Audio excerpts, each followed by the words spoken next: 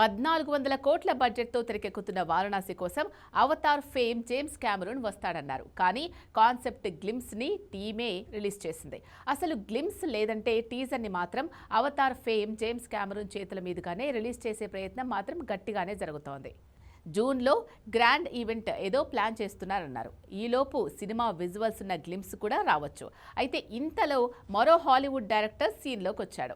Inception, Tenet, Interstellar లాంటి visual wonders తీసిన Christopher Nolan ఇండియాకి ల్యాండ్ అవ్వబోతున్నాడు. కేవలం ఇక్కడ అడుగు పెట్టడమే కాదు, 2000 కోట్ల హిందీ రామాయణాన్ని తానే స్వయంగా ఎడిట్ చేయబోతున్నాడు. అంటే మన సినిమా పాన్ వరల్డ్ లెవెల్కి వెళ్ళాలంటే హాలీవుడ్ లివింగ్ లెజెండ్స్ రంగంలోకి దిగాల్సిందేనా? చూసేయండి.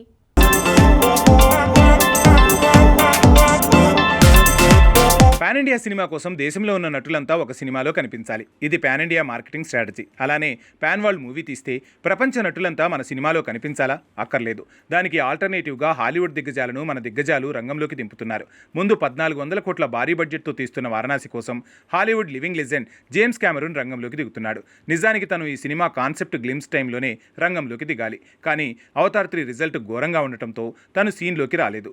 కానీ వారణాసి టీజర్ లాంచ్ మాత్రం తన చేతుల మీదుగానే చేయబోతున్నారు.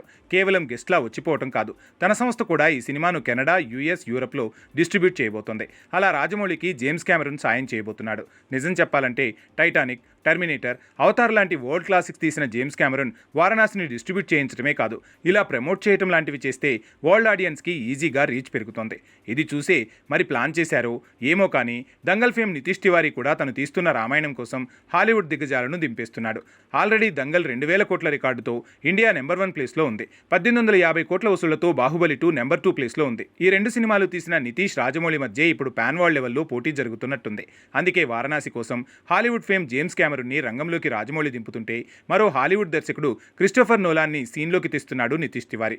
Interstellar, Inception, Tenet, Oppenheimer లాంటి వరల్డ్ క్లాసిక్స్ తీసిన క్రిస్టోఫర్ నోలాన్ ఇప్పుడు హిందీ రామాయణం కోసం రంగంలోకి దిగుతున్నాడు. ఈ సినిమాను తానే ఎడిట్ చేయబోతున్నట్టు తెలుస్తోంది. ఇదే జరిగితే హిందీ రామాయణం లెవెలే మారిపోతుంది. వరల్డ్ వైడ్గా ఈ సినిమా స్థాయి పెరిగిపోతుంది. కారణం ఏదైనా Hollywood దిగ్గజాలైన James Cameroon, Christopher నోలను Indian సినిమాల కోసం అడుగు ముందుకేస్తున్నారు. మనవాళ్ళు కూడా పాన్ వరల్డ్ ప్రాజెక్టుల రేంజ్ పెంచేందుకు మంచి స్కెచ్ వేస్తూ పోటీ పడుతున్నారు.